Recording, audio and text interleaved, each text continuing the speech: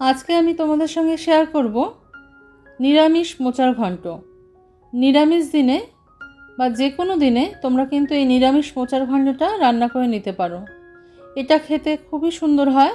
অনেকেই অনেকভাবে রান্না করে থাকি আমরা, তো আমি আজকে যেভাবে রান্না করলাম সেটাই তোমাদের সঙ্গে শেয়ার করে দিলাম। সেই জন্য লাগবে আমাদের মোচা। একটা মোচা কেটে ধুয়ে পরিষ্কার করে আমি প্রেশার কুকারে একটু নুন আর হলুদ দিয়ে সিদ্ধ করে নিয়েছি।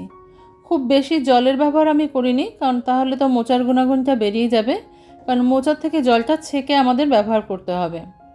দেখো জলের পরিমাণটা আমি দেখিয়ে দিচ্ছি, মোচার উপরে কিন্তু ওঠেনি। এইভাবে মোচাটাকে সিদ্ধ করে নিতে হবে। এইবার ভালো করে আমি হাত দিয়ে চিপে কিছুটা পরিমাণ জল বার করে দেবো। সবটা কিন্তু বার করব না। আমার হাতটা অবশ্যই ভালো করে ধোয়া আছে, কারণ এটা একটা হেলদি হ্যাবিট। নিয়ে নিয়েছি একটা পাত্রে মোচাটাকে, আর একটা পাত্রে আমি কিছুটা পরিমাণ ছোলার ডাল ভিজিয়ে রেখেছিলাম। ছোলার ডাল আর নারকেল, দেখো দুটো নারকেলের টুকরো আমি নিয়ে নিয়েছি। এই ছোলার ডাল আর নারকেলটাকে আমি বেটে নেব। ভিজিয়ে রাখার ফলে ছোলার ডালটা নরম হয়ে গেছে।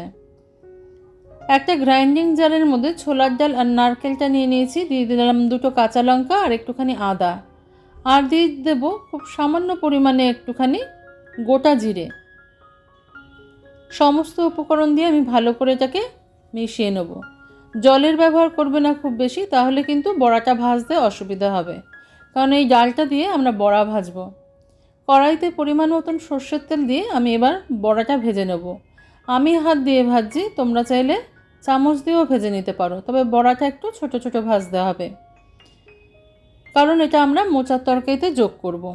Welcome to my cooking channel Shatabdi's kitchen. Shatabdi's কিচেনে তোমাদের সবাইকে স্বাগত। নমস্কার বন্ধুরা, আমি শতাব্দী। তোমরা সবাই কেমন আছো? আশা করি সবাই ভালো আছো, সবাই সুস্থ আছো। আমার নতুন বন্ধু, পুরনো বন্ধু, সবাইকে অনেক অনেক ধন্যবাদ। এই বড়াটা তোমরা কিন্তু ডাল ভাতের সাহায্যেও খেতে পারো। ডাল ভাতের দিয়ে খেতেও খুব ভালো লাগে, আর যে কোনো সময় স্ন্যাক্স হিসেবেও খেতে পারো। সেইভাবেও এটা খাওয়া যায়।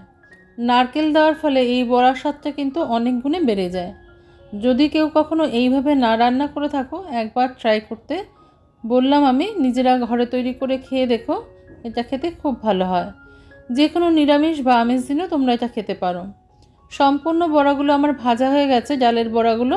এবার আমি সম্পূর্ণটা ব্যবহার করব না, যতটুকু লাগবে আমার ততটুকুই ব্যবহার করব। ভেজে রাখা বড়ার যে তেলটা ছিল তার মধ্যে আমি 1 চা চামচ পরিমাণ ঘি অ্যাড করে দিলাম। এটা ঘরে তৈরি ঘি আছে, তোমরা চাইলে বাজার থেকে কেনা ঘিও ব্যবহার করতে পারো। এবার ফোড়ন হিসাবে আমি এখানে দিয়ে দেবো দুটো তেজপাতা, দুটো শুকনো লঙ্কা, গরম মশলা আর গোটা জিরে। গরম মশলার মধ্যে এখানে নিয়েছি এলাচ, ছোটো এলাচ আর দারচিনি। লবঙ্গের ব্যবহার আমি করিনি, তোমরা চাইলে লবঙ্গ ব্যবহার করতে পারো, কোনো অসুবিধা নেই। এবার কিছুটা পরিমাণ নারকেল কুচি আমি এর মধ্যে দিয়ে দিলাম। তোমরা চাইলে কিন্তু বাদাম, কাঁচা বাদাম ভিজিয়ে রেখেও ব্যবহার করতে পারো, তবে আজকে আমি রান্নাটা যেহেতু অন্যরকম দেখাচ্ছি, এখানে কাঁচা বাদাম বা কাঁচা ছোলা নয়, নারকেল ফোড়ন দিয়েছি। কেউ যদি কখনো না খেয়ে থাকো নারকেল ফোড়ন দিয়ে মোচা, অবশ্যই একবার চেষ্টা করবে। দিয়ে দিলাম একটা ডুমো করে কাটা আলু। আলুটা তোমরা যে যা নিজেদের প্রয়োজন মতন দেবে। দুটো কাঁচা লঙ্কা, আর রেগুলার যে মশলাগুলো আমরা রান্নায় ব্যবহার করি, ধনে গুঁড়ো, জিরে গুঁড়ো, হলুদ গুঁড়ো, লঙ্কার গুঁড়ো, এগুলো দিয়ে আমি ভালো করে এটাকে কিন্তু কিছুক্ষণ সময় ভেজে নেব। আর দিয়ে দেবো এতে প্রয়োজন মতন মিষ্টি। মিষ্টিটা তো নিরামিষ তরকারিতে দিতেই হয়, নাহলে কিন্তু ভালো লাগে না খেতে। তবে এটা যে যার পছন্দ মতন দিয়ে দেবে। যদি কারোর চিনিতে অসুবিধা থাকে, সে অ্যাভয়েড করতে পারো। এখানে আমি স্বাদ মতন চিনির ব্যবহার করেছি। এবার ভালো করে এটাকে ভেজে নিতে হবে মশলাটাকে দিয়ে। মশলাটা যাতে জ্বলে না যায়, সামান্য একটু জল দিয়ে দেবো আমি। জল দিয়ে ভালো করে কষিয়ে নেব। ঢাকা দেওয়ার প্রয়োজন নেই, কারণ আলুটাকে আমি খুব ছোট ছোট করে কেটে নিয়েছি। এটা কিন্তু কষাতে কষাতেই আলুটা সিদ্ধ হয়ে যাবে।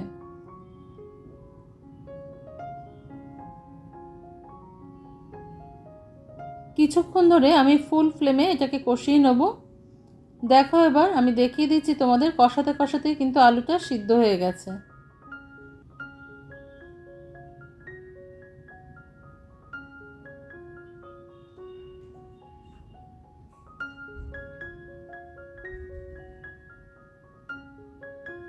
এবার আমি সিদ্ধ করে রাখা মোচাটা এর মধ্যে দিয়ে দেবো। আলুটা সিদ্ধ হয়ে গেলেই মোচাটা দিয়ে দিতে হবে।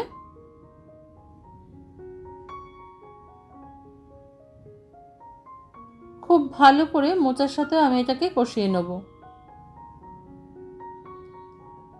যারা জানো তারা তো জানো, যারা জানো না তাদের জন্য আমি এটা দেখিয়ে দিলাম। বহু পুরনো দিনের একটা রান্না তোমাদের সঙ্গে আজকে শেয়ার করে দিলাম। আর তোমরা যদি চাও তাহলে এটাকে আরও 5 জনের মধ্যে শেয়ার করে দিতে পারো, যাতে তারাও শিখে নিতে পারে এই রান্নাটা। সেই জন্য তোমাদের একটা লাইক দিতে হবে। একটা লাইক দিয়ে ভিডিওটা দেখতে হবে আর কমেন্ট সেকশনে কমেন্ট করতে হবে কেমন হয়েছে। আমি কিছুটা কিশমিশ দিয়ে দিলাম। মোচার তরকারিতে কিন্তু নিরামিষ তরকারিতে কিশমিশ আর কাজু দিলে খেতে ভালো লাগে। আমি যেহেতু নারকেল দিয়েছি সেজন্য কাজুর ব্যবহার করিনি, শুধুই কিশমিশ দিয়েছি। এবার যে জলটা দেখছো মোচার গাছ থেকে বেরিয়েছে, এর মধ্যে আমি এখন বড়াগুলো দিয়ে দেবো, যাতে বড়াগুলো নরম হয়ে যায়।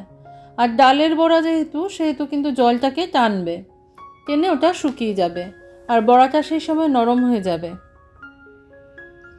খুব বেশি তো জলের প্রয়োজন হয়নি। এবার ভালো করে কষিয়ে নিয়ে এটাকে আমাদের শুকিয়ে নিতে হবে।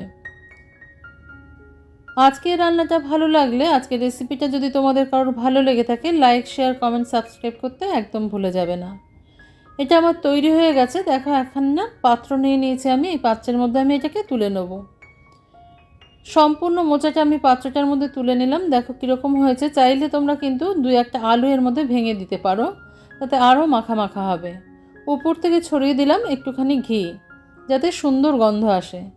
আজকে তাহলে এই পর্যন্তই বন্ধুরা। দেখা হচ্ছে পরের দিন অন্য কোনো রেসিপি নিয়ে তোমাদের সঙ্গে। তোমরা সবাই ভালো থেকো, সুস্থ থেকো।